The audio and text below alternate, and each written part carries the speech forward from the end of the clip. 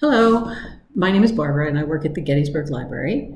And today I'm going to be reading Anne of Green Gables, Chapter 30. The Queen's Class is Organized.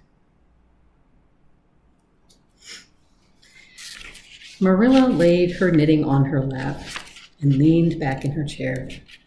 Her eyes were tired and she thought vaguely that she must see about having her glasses changed the next time she went to town, for her eyes had grown tired very often of late. It was nearly dark, for the full November twilight had fallen around Green Gables, and the only light in the kitchen came from the dancing red flames in the stove. Anne was curled up Turk fashion on the hearthrug, gazing into that joyous glow where the sunshine of 100 summers was being distilled from the maple cordwood. She had been reading, but her book had slipped to the floor, and now she was dreaming, with a smile on her parted lips. Glittering castles in Spain were shaping themselves out of the mists and rainbows of her lively fancy. Adventures wonderful and enthralling were happening to her in Cloudland. Adventures that always turned out triumphantly and never involved her in scrapes like those of actual life. Marilla looked at her with a tenderness that could never have been suffered to reveal itself in any clearer light than that soft mingling of fireshine and shadow. The lesson of a love that should display itself easily in spoken word and open look was one Marilla could never learn. But she had learned to love this slim, gray-eyed girl with an affection all the deeper and stronger from its very undemonstrativeness. Her love made her afraid of being unduly indulgent indeed. She had an uneasy feeling that it was rather sinful to set one's heart so intensely on any human creature as she had set hers on Anne. And perhaps she performed a sort of unconscious penance for this by being stricter and more critical than if the girl had been less dear to her. Certainly Anne herself had no idea how Marilla loved her. She sometimes thought wistfully that Marilla was very hard to please and distinctly lacking in sympathy and understanding. But she always checked the thought reproachfully, remembering what she owed to Marilla. "Anne," said Marilla abruptly, "Miss Stacy was here this afternoon when you were out with Diana." Anne came back from her other world with a start and a sigh. "Was she? Oh, I'm so sorry I wasn't in. Why didn't you call me, Marilla? Diana and I were only over in the haunted wood. It's lovely in the woods now. All the little wood things, the ferns and the satin leaves and the crackberries have gone to sleep, just as if somebody had tucked them away until spring under a blanket of leaves. I think it was a little gray fairy with a rainbow scarf that came tiptoeing along the last moonlight night and did it. Diana wouldn't say much about that, though. Diana has never forgotten the scolding her mother gave her about imagining ghosts into the haunted wood.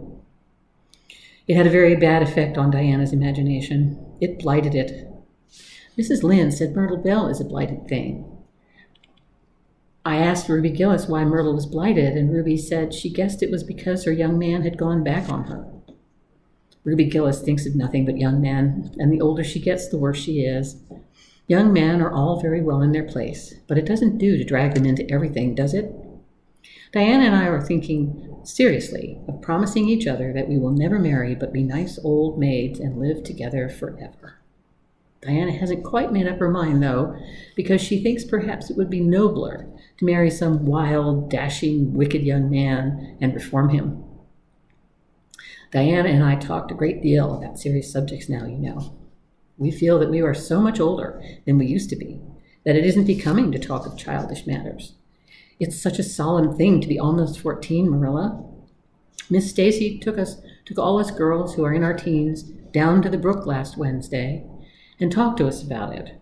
She said we couldn't be too careful what habits we formed and what ideals we acquired in our teens, because by the time we were 20, our characters would be developed and the foundation laid for our whole future life. Anne. She said if the foundation was shaky, we could never build anything really worthwhile upon it. Diana and I talked the matter over coming home from school. We felt extremely solemn, Marilla, and we decided that we would try to be very careful indeed and form respectable habits and learn all we could and be as sensible as possible. So by the time we are 20, our characters would be properly developed. It's perfectly appalling to think of being 20, Marilla. It sounds so fearfully old and grown up. But why was Miss Stacy here this afternoon? That is what I want to tell you, Anne, if you'll ever give me a chance to get a word in edgewise. She was talking about you. About me? Anne looked rather scared. Then she flushed and exclaimed, "Oh, I know what she was saying. I meant to tell you, Marilla. Honestly, I did. But I forgot. Miss Stacy caught me reading Ben-Hur in school yesterday afternoon when I should have been studying my Canadian history. Jane Andrews lent it to me. I was reading it at dinner hour, and I had just got to the chariot race when school went in. I was simply wild to know how it turned out, although I felt sure Ben-Hur must win because it wouldn't be a poetical justice if he didn't. So I spread the history open on my desk and then tucked Ben-Hur between the desk and my knee. I just looked at it as if I was studying Canadian history, while all the while I was reveling in Ben-Hur. I was so interested in it that I never noticed Miss Stacy coming down the aisle until all at once I just looked up and there she was, looking down at me, so reproachful-like. I can't tell you how ashamed I felt, Marilla, especially when I heard Josie Pye giggling. Miss Stacy took Ben-Hur away, but she never said a word then. She kept me in at recess and talked to me. She said I had done very wrong in 2 respects. First, I was wasting the time I ought to have been putting into my studies. And secondly, I was deceiving my teacher in trying to make it appear I was reading a history when it was a storybook instead. I had never realized until that moment, Marilla, that what I was doing was deceitful. I was shocked. I cried bitterly and asked Miss Stacy to forgive me, and I'd never do such a thing again. And I offered to do penance by never so much as looking at Ben-Hur for a whole week, not even to see how the chariot race turned out.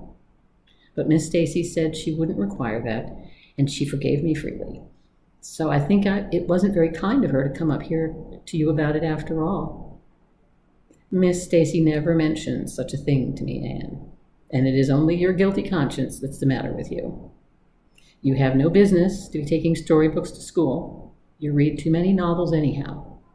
When I was a girl, I wasn't so much as allowed to look at a novel. Oh, how can you call Ben-Hur a novel when it's really such a religious book, protested Anne. Of course it's a little too exciting to be proper reading for a Sunday, and I only read it on weekdays. And I never read any book now unless either Miss Stacy or Mrs. Allen thinks it is a proper book for a girl 13 3/4 to read. Miss Stacy made me promise that. She found me reading a book one day called The Lurid Mystery of the Haunted Hall. It was one Ruby Gillis had lent me, and oh, Marilla, it was so fascinating and creepy. It just curdled the blood in my veins. But Miss Stacy said it was a very silly, unwholesome book, and she asked me not to read any more of it or any like it. I didn't mind promising not to read any more like it, but it was agonizing to give that book back without knowing how it really turned out. But my love for Miss Stacy stood the test, and I did. It's really wonderful, Marilla, what you can do when you're truly anxious to please a certain person. Well, I guess I'll light the lamp and get to work, said Marilla. I see plainly that you don't want to hear what Miss Stacy had to say. You're more interested in the sound of your own tongue than in anything else. Oh, indeed, Marilla, I do want to hear it, cried Anne contritely. I won't say another word, not one. I know I talk too much, but I am really trying to overcome it. And although I say far too much, yet if you only knew how many things I want to say and don't, you'd give me some credit for it. Please tell me, Marilla. Well, Miss Stacy wants to organize a class among her advanced students who mean to study for the entrance examination into Queen's. She intends to give them extra lessons for an hour after school. And she came to ask Matthew and me if we would like to have you join her. What do you think about it yourself, Anne? Would you like to go to Queen's and pass for a teacher? Oh, Marilla. Anne straightened to her knees and clasped her hands. It's been the dream of my life. That is, for the last 6 months, ever since Ruby and Jane began to talk of studying for the entrance. But I didn't say anything about it because I supposed it would be perfectly useless. I'd love to be a teacher, but won't it be dreadfully expensive? Mr. Andrews says it cost him $150 to put Prissy through, and Prissy wasn't a dunce in geometry. I guess you needn't worry about that part of it. When Matthew and I took you to bring you up, we resolved we would do the best we could for you and give you a good education. I believe in a girl being fitted to earn her own living, whether she ever has to or not. You'll always have a home at Green Gables as long as Matthew and I are here. But nobody knows what is going to happen in this uncertain world, and it's just as well to be prepared. So you can join the Queen's class if you like, Anne. Oh, Marilla, thank you. Anne flung her arms around Marilla's waist and looked up earnestly into her face. I'm extremely grateful to you and Matthew, and I'll study as hard as I can and do my very best to be a credit to you. I warn you not to expect too much in geometry, but I think I can hold my own in anything else if I work hard. I dare say you'll get along well enough. Miss Stacy says you are bright and diligent. Not for worlds would Marilla have told Anne just what Miss Stacy had said about her. That would have been to pamper vanity. You needn't rush to any extreme of killing yourself over your books. There is no hurry. You won't be ready to try the entrance for 1.5 years yet. But it's well to begin in time and be thoroughly grounded, Miss Stacy says. I shall take more interest than ever in my studies now, said Anne blissfully, because I have a purpose in life. Mr. Allen says everybody should have a purpose in life and pursue it faithfully. Only he says we must first make sure that it is a worthy purpose. I would call it a worthy purpose to want to be a teacher like Miss Stacy. Wouldn't you, Marilla? I think it is a very noble profession. The Queen's class was organized in due time. Gilbert Blythe, Anne Shirley, Ruby Gillis, Jane Andrews, Josie Pye, Charlie Sloane, and Moody Spurgeon McPherson joined it. Diana Barry did not, as her parents did not intend to send her to Queen's. This seemed nothing short of a calamity to Jane. Never, since the night on which Minnie May had had the croup, had she and Diana been separated in anything. On the evening when the Queen's class first remained in school for the extra lessons, and Anne saw Diana go slowly out with the others, to walk home alone through the birch path and the violet vale. It was all the former could do to keep her seat and refrain from rushing impulsively after her chum. A lump came into her throat, and she hastily retired behind the pages of her uplifted Latin grammar to hide the tears in her eyes. Not for worlds would Anne have had Gilbert Blythe or Josie Pye see those tears. But oh, Marilla, I really felt that I had tasted the bitterness of death, as Mr. Allen said in his sermon last Sunday. And when I saw Diana go out alone, she said mournfully that night, I thought how splendid it would have been if Diana had only been going to study for the entrance too. But we can't have things perfect in this imperfect world, as Mrs. Lynde says. Mrs. Lynde isn't exactly a comforting person sometimes, but there's no doubt she says a great many very true things. And I think the Queen's class is going to be extremely interesting. Jane and Ruby are just going to study to be teachers. That is the height of their ambition. Ruby says she will only teach for 2 years after she gets through, and then she intends to be married. Jane says she will devote her whole life to teaching and never marry, because you are paid a salary for teaching, but a husband won't pay you anything and growls if you ask for a share in the egg and butter money. I expect Jane speaks from mournful experience, for Mrs. Lynde says that her father is a perfect old crank and meaner than second skimmings. Josie Pye says she is just going to college for education's sake because she won't have to earn her own living. She says, of course, it is different with orphans who are living on charity. They have to hustle. Moody Spurgeon is going to be a minister. Mrs. Lynde says he couldn't be anything else with a name like that to live up to. I hope it isn't wicked of me, Marilla, but really, the thought of Moody Spurgeon being a minister makes me laugh. He's such a funny-looking boy with that big fat face and his little blue eyes and his ears sticking out like flaps. Perhaps he will be more intellectual looking when he grows up. Charlie Sloane says he's going to into politics and be a member of Parliament, but Mrs. Lynde says he'll never succeed at that because the Sloanes are all honest people, and it's only rascals that get on in politics nowadays. What is Gilbert Blythe going to be? Queried Marilla, seeing that Anne was opening her Caesar. I don't happen to know what Gilbert Blythe's ambition in life is, if he has any, said Anne scornfully. There was open rivalry between Gilbert and Anne now. Previously, the rivalry had been rather one-sided, but there was no longer any doubt that Gilbert was as determined to be first in class as Anne was. He was a foeman worthy of her steel. The other members of the class tacitly acknowledged their superiority and never dreamed of trying to compete with them. Since the day by the pond when she had refused to listen to his plea for forgiveness, Gilbert, save for the aforementioned determined rivalry, had evinced no recognition whatever of the existence of Anne Shirley.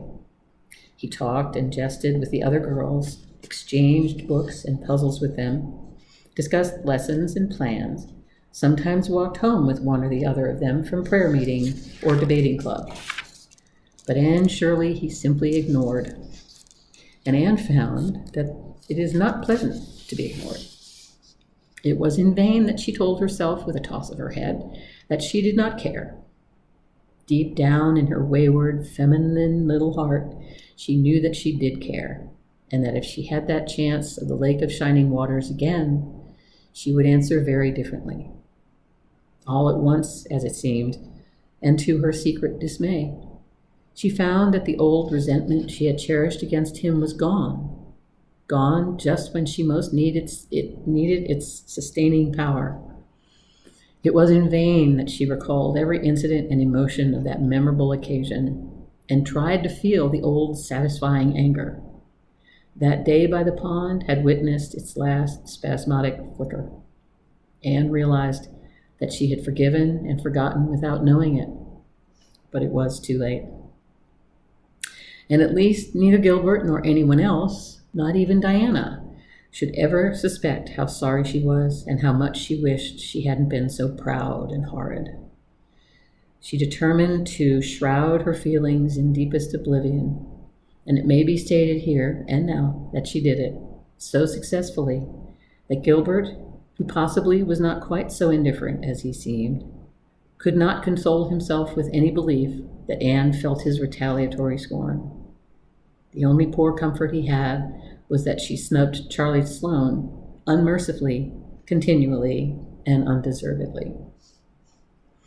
Otherwise, the winter passed away in a round of pleasant duties and studies. For Anne, the days slipped by like golden beads on the necklace of the year. She was happy, eager, interested. There were lessons to be learned, an honor to be won, delightful books to read, new pieces to be practiced for the Sunday school choir, pleasant Saturday afternoons at the manse with Mrs. Allen. And then, almost before Anne realized it, spring had come again to Green Gables, and all the world was abloom once more.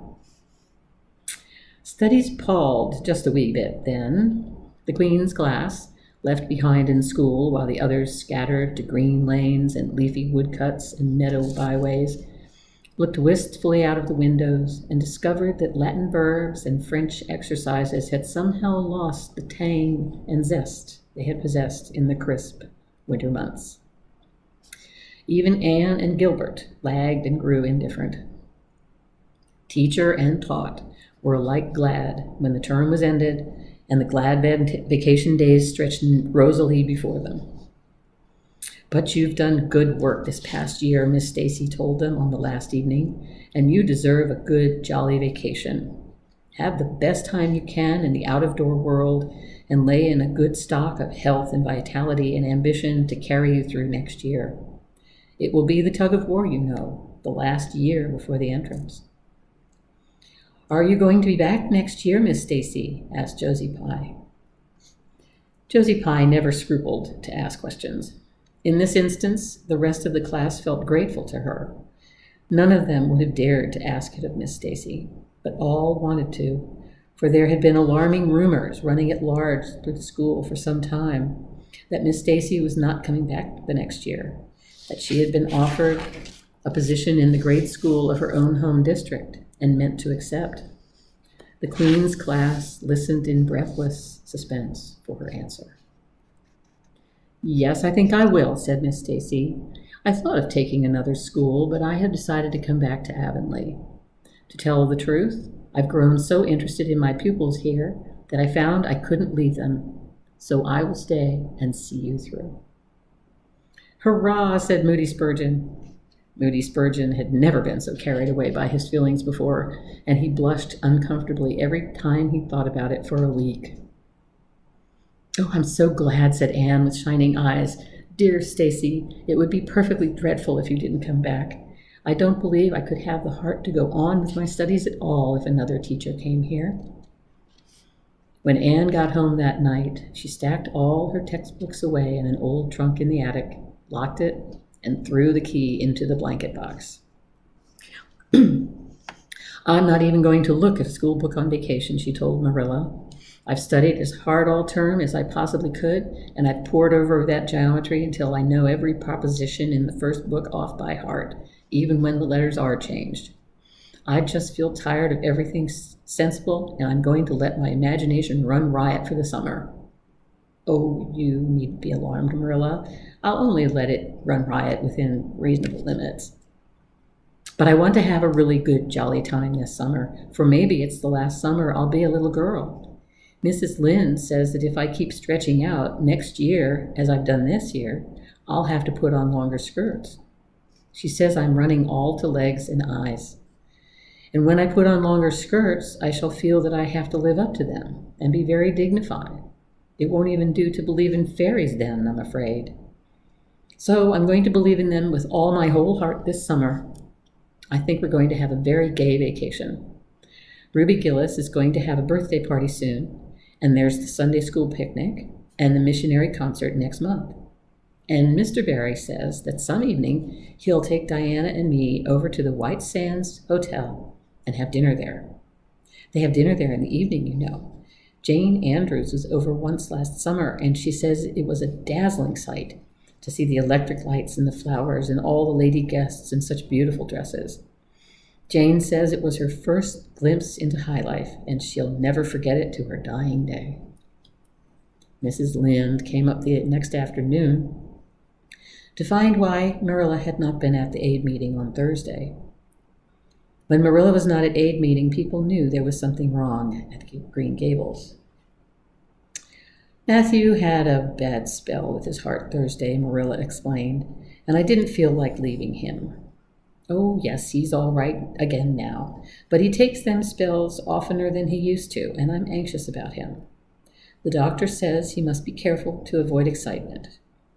That's easy enough, for Matthew doesn't go about looking for excitement by any means and never did.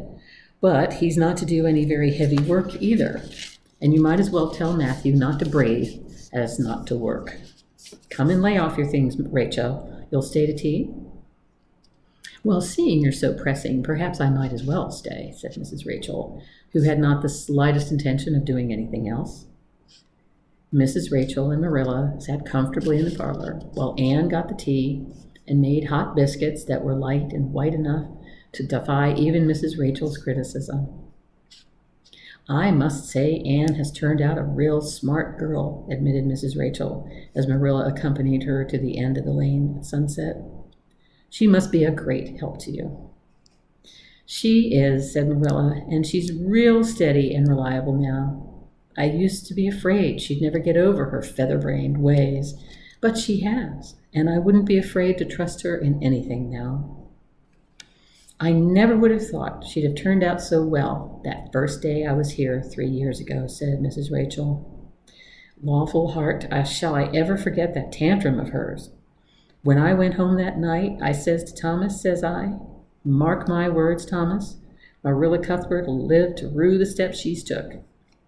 But I was mistaken, and I'm real glad of it. I ain't one of those kinds of people, Marilla, as can never be brought to own up that they've made a mistake. No, that never was my way, thank goodness.